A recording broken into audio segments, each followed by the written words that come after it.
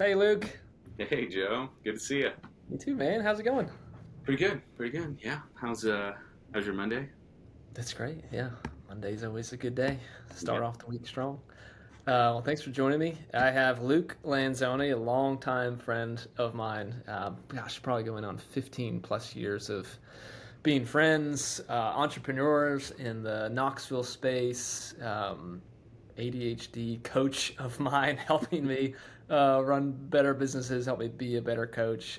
It's awesome to have you, man. Really excited to dig into some of your personal experiences as an entrepreneur yourself, advice you'd have to business owners, advice you'd have to accounting firm owners that are considering making big life decisions, or just those that are in the grind of business. So it's awesome to have you, man. I'll turn it over to you. We're talking through big things like mental health in the business world. So yeah, I'd love to turn it over to you, my man. Awesome. Thank you, Joe. Yeah, it's great to be here. Yeah, we've been close for a long time. I had went through a period, as you'll recall, this has been probably 6, 7 years ago, where I owned my own small business for a number of years, and it was, as you said, certainly a grind. I learned a ton about myself. It ultimately led me. I learned many things on running business and certainly what not to do and what to do. But part of that experience for me was a lifelong thing that had gone, or I shouldn't say lifelong, but back to probably all the way to undergrad. I finished undergrad 2010, and I had this idea that I wanted to go into mental health. I really had this heart to help people at the time and was kind of just getting started on my own journey with mental health. And my first time seeing a therapist individually, and was really loving the work that I was getting to do and the healing that was taking place. But finished undergrad, crawled to the finish, and could not imagine going back to more schooling. So I shelved that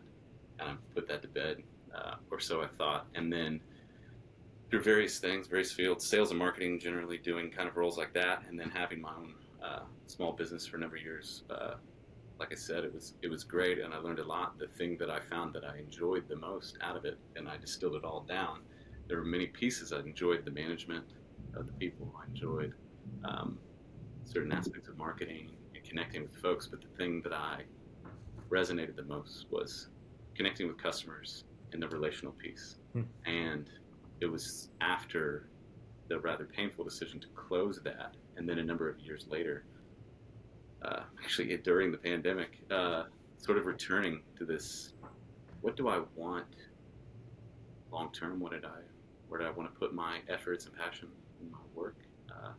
And I was working for a software company at the time, and kind of wasn't really feeling that, but also was like, man, there's never really a good time to make a midlife career change, and certainly one that puts you back in grad school in your early to mid 30s. But I did do that, in fact, and so glad that I did. Now I'm in private practice, and I get to work with great people. Also work with wonderful clients, navigating some of the same challenges that I was during that season of my life. So I have a heart for certainly entrepreneurs and entrepreneurial stress, folks navigating neurodivergence, uh, and just like just folks that are, I guess, find themselves at a place where they're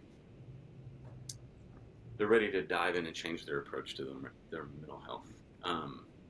And that I'm so encouraged is becoming more and more at the forefront of people's minds. I think the pandemic, maybe that was one of the very few silver linings that kind of came out of it. I feel like a lot of people started taking that really seriously. So that is awesome, and I love that that's kind of in vogue, and that it's a conversation that people are more willing to have than I feel like they've ever been, and that's super encouraging to me. So, Yeah, absolutely, man. Yeah, I think entrepreneurship is a bit unique because it can be lonely at the top. Like you have to have it all together, or at least you feel that. And so there can be a lot going on under the skin where you're masking. I have to have it all together, and my financials could be an absolute wreck, and I could be getting a short-term loan to cover payroll, and I have to be the face of the company, and I have to right. make look I have it all together, and that it can be a wreck. Um, when you don't have an outlet for someone to talk to. And I think you're right that the pandemic helped people process more and think more, and you see how healthy that is. Um, and what I've learned in our meetings and talking is like having someone that is an expert to lead you through that's really, really helpful. Like, advocate to have good friends, like even friends in the industry, to kind of talk and behind closed doors share the battles and how hard it is, but to have someone to really help unlock the the challenges you face and help you get sort of out of your mind and help you lay it out and what is really going on. And a lot of times it's more than just some issue in the business. It could be going back further into, your childhood or all sorts of things. And it's so helpful to have that element. And one of the things you and I have talked about is, the best time to work on your marriage or the best time to work on your business is not when you're in the moment of crises. Like, Yeah. the best time to sell your business is not when you want to sell your business. It's probably when you want to not sell it is probably the best place. And Yeah. so we'd love to hear just you talk through like the proactive versus reactive approach to mental health, and for our listeners, how do you evaluate when is the time to talk to a professional? Yeah, yeah. It's funny. It's like the number one. So a couple of questions that I hear there, and one that I get often. It's like, how do you know when you're working with somebody who's good and competent? That's a big question that I get. And another one is, how do you know when it's either time to go to therapy, or and I will, I do parse out a difference between. Uh, there is certainly like life coaching, ADHD coaching. There's even obviously folks that fill the role of business coach, and those are all very valuable. And I do ADHD coaching with folks in therapy, and then I do ADHD coaching outside of therapy because they are, uh, I feel like there is a significant difference to the level of emotional depth that one has, and also the willingness. So obviously coming to a place where you've decided, oh, it's time to do, to dive into some of maybe what's going on below the surface, so to speak. But yeah, so the way I typically define, um, it's a little harder to answer, I will say, when to know that it's time to pursue therapy. Answering if you're like, I'm navigating, ADHD, it's an area that I focus a lot in. It's like, okay, well, there's a lot of hacks and tricks, and there's a lot of stuff that's kind of falls into the coaching realm that you can kind of look at and go, well, here are the balls I'm dropping. Here are the things that maybe let's talk to somebody who's does this day in and day out and works with people doing this. That's much clearer. It becomes definitely much more of a personal question and harder when it's like, okay, when do I need to start to explore individual therapy? And as you said, I think having community, having fellow business owners to sort of digest things with, unpack things, also be a bit more transparent than you can um, with in the public sphere. And so that's very important. But there is a part of like working with somebody who's trained to pull back the layers of the onion, go emotionally deeper, kind of get to the root of what is going on, what's driving the fear, what's pushing the anxiety, what's what's leading to sleepless nights, whatever it is, and however people are choosing to cope, what leads to lack of balance, what part of my life is suffering outside of my business, or what part of my business is suffering, possibly because of my suffering, what's going on with me internally, kind of almost behind the curtain, so to speak, behind the scenes, I would say. But to answer the question I posed at the beginning, I guess to come back would be, a competent therapist is going to obviously build collaborative goals with the client, with you, and together. So they're going to have input, you're going to have input, together you're going to come up with something that's been decided upon. And those are going to dictate the direction. It's not static, it's not formulaic in that regard. Like, it still has a fluidity to it. There'll be things that'll be added to and taken away, goals that will be met, and goals that will be, I said again, that they're kind of incorporated in. And then there's also the I use this analogy of like the trail. You'll hit a fork in the trail, and the fork in the trail often in therapy is the curveball thing. It's the something happened with your business or your with your spouse, or partner or whatever the scenario is that's like, man, this was unexpected and this was painful or it really threw me or it's like, okay, let's shelve what we've been working on and let's unpack this because this is the beauty of therapy is that you have the space to do it, and 99% of the time it ties into what you're already working on. So yeah, I mean, it's like, and I love that. I love that. It's a beautiful thing to see that sort of hit and thread itself with themes of what's already being discussed. So then the other thing is, again, when's the time to wrap with somebody? And again, I go back to the goals. I go back to what are you hitting them? Where are you at with them? You need to, pull this lever here, tweak this, focus more on this, peel this back more. But yeah, so the thing that you hear this in all these different areas of mental health, and I'm sure a lot of people have heard these different things in different areas of business from folks, and it's just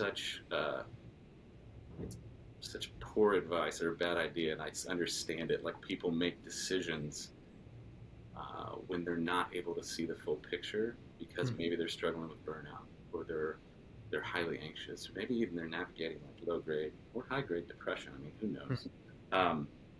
And it becomes like, and I see this with people that are trying to navigate sales of their business, or they're trying to navigate like an expansion or growth, and if it's done out of this place of like a deficiency, even if it's a deficiency that you're not aware of, it becomes this thing that you look back on often, and sometimes can be looked back on with regret. And again, not that that's not a learning, but I still find it like, try not to make any huge life-altering decisions. I hear this with folks coming out of like, alcohol and drug recovery. Like, when you're focused on a sobriety and recovery, like, don't get divorced, don't get married, don't buy a house, don't make any massive changes. I tell this with folks that come in to see me and it's not entrepreneurs.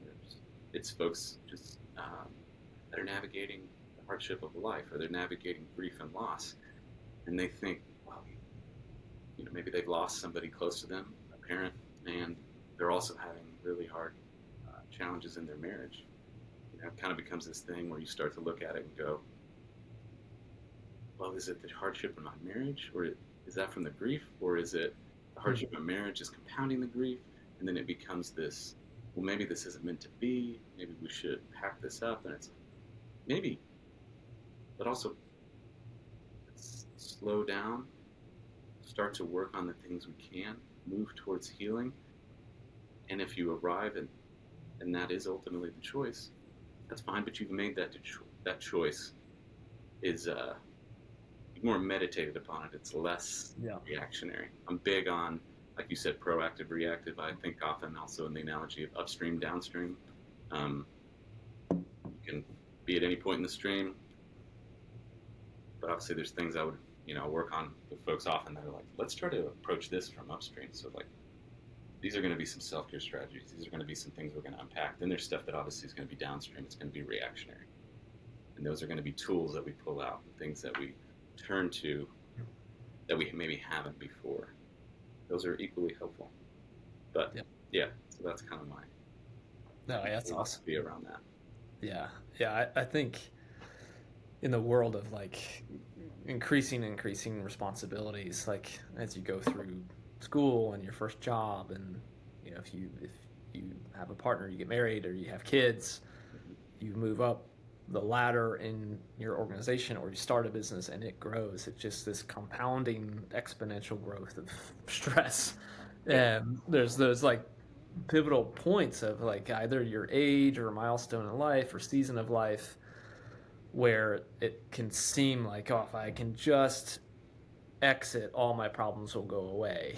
And we've seen it on the carbon side where accounting firms in our little sphere will literally just go out of business. Like they get to this point of absolute burnout and it's just, I'm done. And we never want to see that. And yet it's sad that we do that. The team members of that accounting firm, they're orphaned. Where do they go? They have to find something quickly. The clients of that accounting firm, orphans, they have to find another accounting firm quickly. And it's not good. And I think the challenge for the business owner, it's like all that stress is compounding on you. And I think it's even more stressful because of the decisions that you make. It doesn't just affect you and your family. It's like you're trickling that down to your whole staff. And so at Carbon, we launched this practice marketplace to give firms like an ability to sell. Like we want to give you a space, an easy way to advertise that you're on the market. And at the same time, we say, hey, we would prefer you don't just wave the white flag quickly. We would say, hey, be in a good space mentally. Whatever that looks like. Could be working with a Luke Lanzoni or another coach or therapist. Um, but we'd say like slow down, like work with an expert, get your firm ready, get your clients ready, get your staff ready. Like slow that train down because second to the worst thing of just shutting the business down is rushing into a decision and you worked with the wrong buyer. That's not the right like culture fit for your team or clients. Or maybe you weren't ready to sell. Like deep down, you like actually loved what you were doing and you sold the very thing that gave you joy and you were just in a rough few years of your business and now it's like, oh man, I Yeah. I sold the thing that I loved and I didn't want to. And so it's not like I think mental health gets this bad rap of like all it is like defending yourself from worst case scenarios.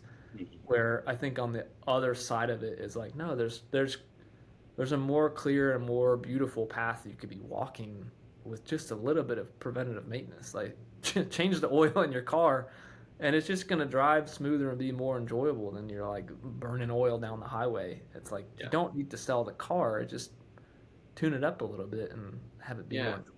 Well, I feel like so many entrepreneurs do such an incredible job of thinking about that when it comes to their business. There's a lot of like maybe preventative things or like scenarios they're thinking through and they're thinking down the road and they're thinking day to day. But it often, and that I feel like this is culturally shifting, and I'm really grateful for that. But there is an aspect of this that is like when smoke's billowing out, they come see me. It's like, and again, that's fine. We can work out of that place. But the ideal is to again to do the preventative maintenance. I recently heard I think it was Jessica Williams in a podcast. I mean, she mentioned this like idea that she she focuses on her brain and her body like a car, and you're taking care of it in the way that like you do things that are preventative. You try to instill best practices in mental health and self care and wellness and all these terms that often get thrown around. And I'm like, but also you have to.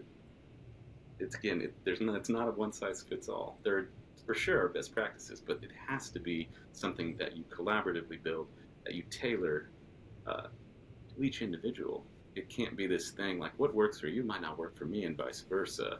There definitely could be some overlap there, but I think that's something working with a coach or a therapist in that capacity to unpack that, and then also if there are barriers or there's resistance, exploring what is that? Is it this like if I every ounce of my time isn't mashing the gas pedal to the floor, I feel like I'm failing, or I'm worried that if I take my hand off the wheel to even focus on my own mental health, even I loosen my grip. I mean, what is the like whatever the metaphor is that people I feel like get sort of wrapped around the axle that they like and it just eats their lunch, and then they're not making a methodical decision. They're making it may feel as though it's thought out, but it often is rash. And yeah, it's just a thing that I hate to see. I hate to see people lose things if they're certainly not ready to, or to be like, I had to sell because I was fried, and you know, even business growing or not, it's just like I can't do it anymore. Um, I totally get that. It's a lot of hats to wear, but they can be. I guess what I would summarize is like the load can be lighter. Hmm. Yeah, that comment, the load being lighter, it can feel like so practical in an unhelpful way. Like, oh, I'm just working too much. Let me just not, I'll stop growing. And that might actually cause more stress, either like financially or, you know, maybe the growth was allowing your staff to have upward mobility and then you stop growing and your key players are now looking for another place to go, and that's producing a Yeah. different kind of stress altogether. And Right. so I think like making that time and space to really unpack, where are you going? What do you want out of life? And helping people sort of unblock themselves as to what gives them life. And I think, and this is more personal experience, like having that time and space to think through, like, maybe what I want is not less. Maybe what I want is just more of the right things. Hmm. Um, and that's really helped me in my own like career trajectory and building businesses.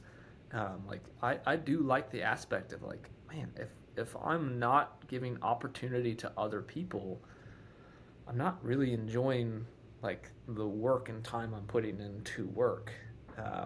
So like for me, if I had a banker job, which for some people is like, man, that's the cat's pajamas. Like that'd be awesome. For me, like repetition doesn't work for me. If I am in a very repetitious type of job, like I sort of start suffering. So it's not like, oh, just do less repetition. It's like, well, yes, do less repetition, but more of the impactful kind of work where, I might be working 60 hours, 70 hours a week, but my family life is thriving because, daddy's coming home and I'm like jazzed up and I'm playing with the kids, and then like I'm just like enjoying talking about it and working on it. I could also have a 40-hour week or less where I'm tired and I'm like loaded down because I'm just in the wrong seat on the wrong thing. And so, anyway, like for the Yeah. entrepreneurs, business owners, leaders of organizations, like taking taking that space, like having a gut check, working with a professional to like help me figure out, because a lot of times it's not shave some hours away and then that percentage of stress is going to go away. It might not actually do what you need. I'll just sell my business, like I'll Yeah. get out, and then life will be good, and it could have the absolute opposite effect. So I Well, it love that. makes Yeah, go. rational sense. I feel like it's the like the it's our culture. It's kind of idea of like looking for the greener grass, or like the American dream is to hit this thing and work less. And again, I'm sure on some level there may be some truth to that, but I think it discounts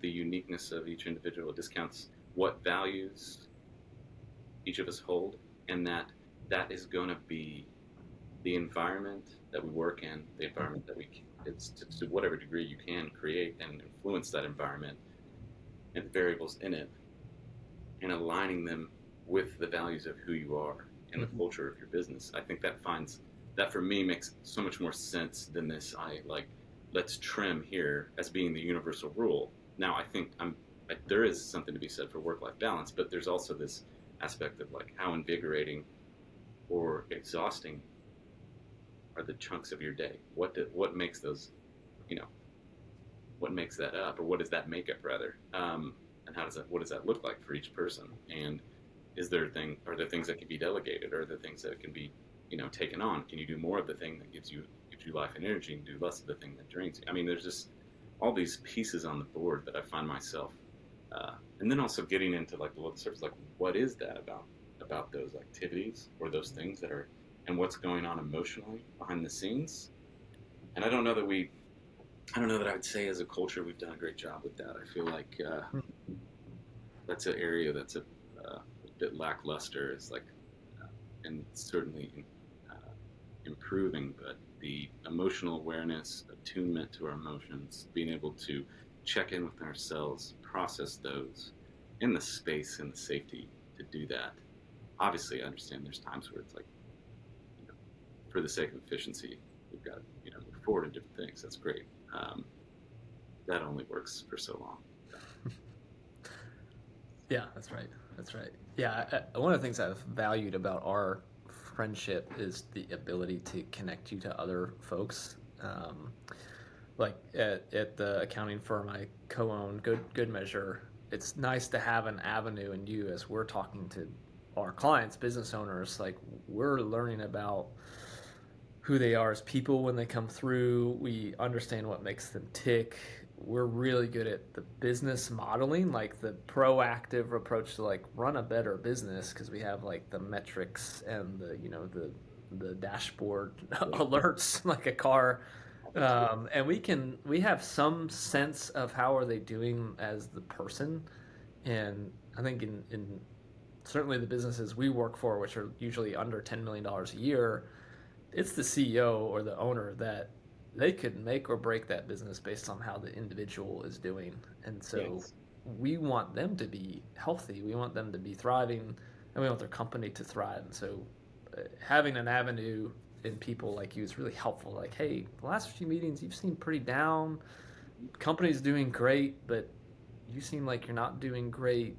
Can we make a connection? And that seems really natural to us to have that as an avenue. The question I have for you is for business owners, entrepreneurs, leaders, it's kind of a humble thing to seek help specific to mental health. And I think the last Yes. few years has helped as there's been more education, but it's still, it can feel embarrassing. It can feel like you're a failure if you're getting therapy. Yeah.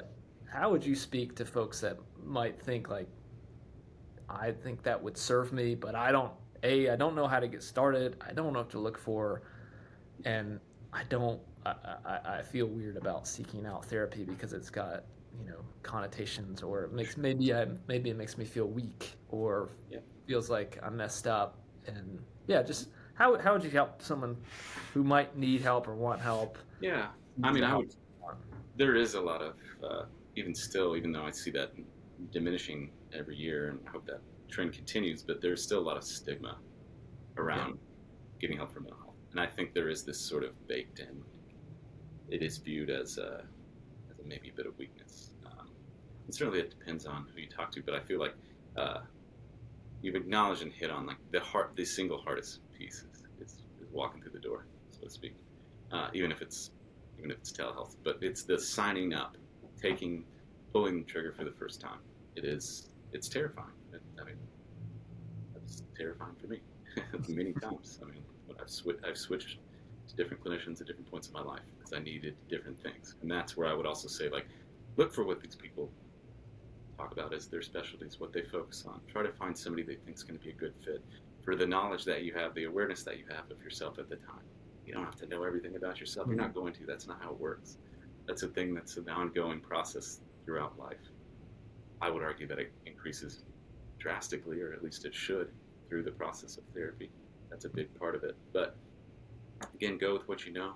I think I would also, if you talk to people that you trust, who they've seen, who they like, who they've worked with, I think that referrals are a huge part of it. I mean, I've largely seen people that were recommended to me. Um, and then when you do take that first step and you see them for the first time via either telehealth or in person, give it some time. If it's a good fit, Hmm. stick it out. If it isn't, that's okay. There, that's part of it too. Not everyone's going to be a good fit. Not everybody's going to mesh well. They will, if they're competent clinicians, which I assume most people are, most certainly all my colleagues are, they're going to not only respect and recognize and respect that, they're going to offer referrals to people that they feel that will be better fits, either because they're more competent in a particular area of therapy or working with a particular challenge, or they're like, personality wise, I think this person would be, would jive well with you or whatnot. So I certainly have done that. But yeah, I'd say those are the things, and then also of course there's just the necessary thing. It's a risk. It's a risk. I would argue and challenge. I think most people as gently as possible, but I would challenge them on. It's no different than a risk in your business. The difference is that though it's more emotionally vulnerable maybe than taking a business risk. Though I would argue that those are pretty emotionally vulnerable, and can be pretty terrifying at times and nerve wracking. I would say that is probably is a somewhat similar feeling, but there's also it's the emotional vulnerability that is different than saying, no, we're going to double down on this investment, or we're going to take this risk, or it's going to be calculated, but we've done this thing. there's an aspect of therapy that Hmm. it's not quite as calculated because it is human Hmm. and it is complicated and emotional and people are complex. And that's one of my favorite things about it. But I'm also a therapist. And so people who are coming to it for the first time, Hmm. that's also the thing that I often hear is the most terrifying, is the question mark of the unknown. Hmm. So I tell people again that walk through and sit in this very room with me at that couch right there, and they sit down, and that was the hardest part. The rest is we begin to build trust. People begin to open up. They sort of ease into it. No one's going to push you right into the deep end. They shouldn't. That would be negligent. That would be Hmm. harmful. It's slow, and you ease into it, and you build trust, and you build safety. Because part of what this is building a space for people to be open about the things that have been really painful in the past, or the things that are painful in the present, or the fears they have of the future. And that creating that space and holding that tension, it's one of my favorite things about the work I get to do. It's the greatest honor to sit with someone and say and hear, I've never processed this with anybody, or I've never told anyone this, Hmm. or this is occurring to me for the very first time. And I'm like, what an honor. Like, I mean, what a privilege to be present in that. Um, yeah, so I don't know if that entirely answers your Dude, question. that's no. Yeah, that's incredible. And it's just fun to hear your story from entrepreneurship into this and hearing your passion and Yeah, how many people say it's an honor to do their job. Like yeah, like our hope for all humanity. yeah. Like It's a find I feel something that so you love privileged. doing. Yeah, Yeah. it's No, amazing. absolutely. Yeah, I love that. Yeah, and it's such a unique like this. I mean, private practice, being able to do the work. Not only do I just feel blessed and privileged to do it, but it's also like it hits a lot of things. Like it ties into a lot of the stuff that I loved about owning my own business and entrepreneur. Like there's an aspect of though I work in a practice with colleagues that I absolutely adore. You know, I still have to still talk to people. I'm still bringing my own business, so to speak.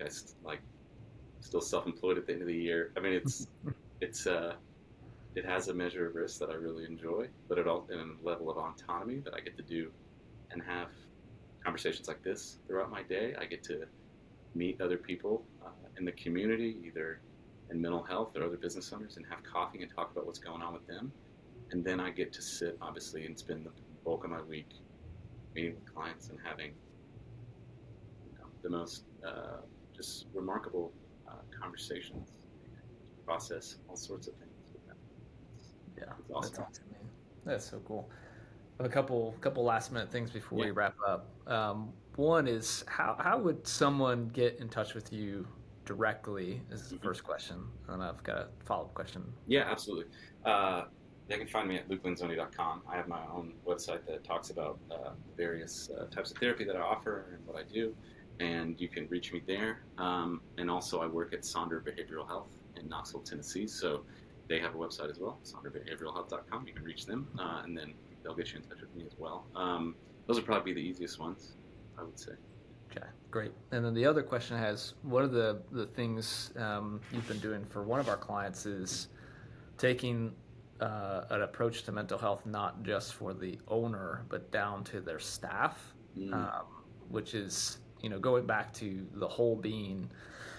Sometimes what's going on with a key player is beyond just work stress and maybe beyond family dynamics, but they might what might really serve them is mental health care, and an avenue for that business owner to say, hey, I think in a safe environment, this really key person of mine could really benefit from that. So, as we wrap up, I'd love to have you share a bit more about that, how folks could get started. Maybe the owner has a clinician or therapist they love, an avenue to talk to someone like you for a key player. What does that look like? Yeah. Yeah, it's I've kind of seen that and done that in two ways. So there's been like where I will work with businesses instead of almost like I mean, I guess I would call it a consulting capacity to talk about organizational mental health and also things they're doing as a company to raise that awareness, but also incorporate that as best they can into their workflows and their business, and kind of increase that awareness in their culture. And then the other side of that, I would say, is what uh, which has been really cool. The owner of the practice, Sam Dickens, is actually this was her idea, and I thought it's pretty brilliant. I've seen where we partner with small businesses, especially the smaller the business, the more likely it is that one, they may not be able to offer health insurance, and if they do, that's great. That's certainly not always the case, but it's often that it won't have mental health coverage. That's becoming increasingly uh, uncommon, and so again, maybe down the road over time that'll shift on the whole.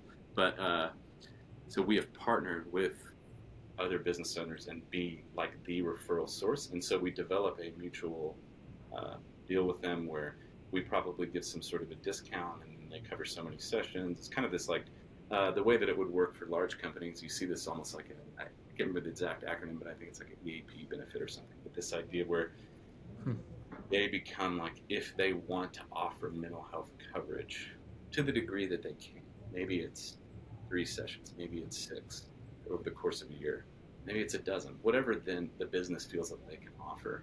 And then they say, here, we have a deal. You go and see any one of the number of clinicians at X place Nice. on their behavioral health. Or we have a deal and you go see Luke Lanzoni. Now, obviously, if it's not a good fit, they refer out. But that kind of thing, and that's cool on two fronts. So one, it's an offering for all the staff, so it decreases burnout. You keep people longer, typically, offering stuff like that, which is awesome for the business owner.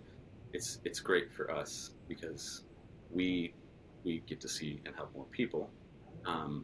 So we keep our client load up, but also we get to help more folks, and then we shave off a little bit of our rate off the top, so it's beneficial to the businesses that we work with. So.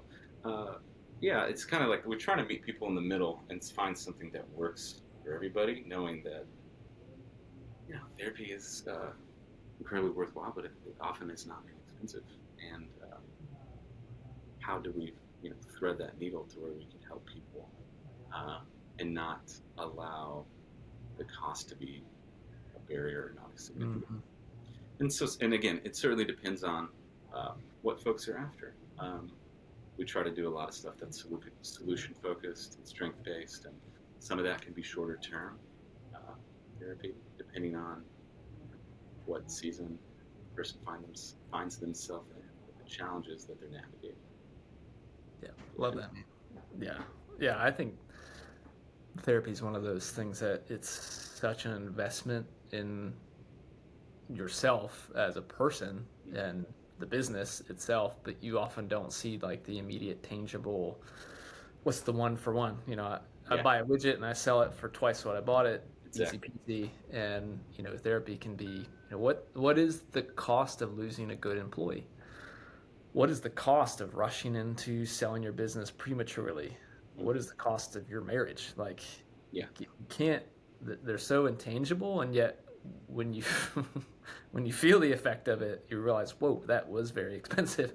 An ounce of prevention is worth a pound of pain, sort of thing. So I think bringing more visibility into how to deploy this as a proactive strategy to benefit your business and your life is just so key. So love highlighting the work that you're doing. Check them out, lukelanzoni.com. Shout out to Carbon for the practice marketplace to give these firm owners an avenue to sell their business. Please talk to a mental health expert before you do that. Talk to a broker. Like, get in the right mindset before you go down that. Shout out to Good Measure, the good work that we're doing. Whole life financial well-being, connecting people to the right people like Luke. So awesome to have you on today, Luke. Dude, so good to be here. I appreciate it. It's great to see you and chat, and I love talking about this kind of thing. I have a heart for this, and all the people that are, just they're navigating so much, wearing a lot of hats, and again, sometimes those hats are heavy, and sometimes they can be lightened. So. Love it. Love it. Good word. All right, man. Peace, Catch brother. you later. Bye. See you, man.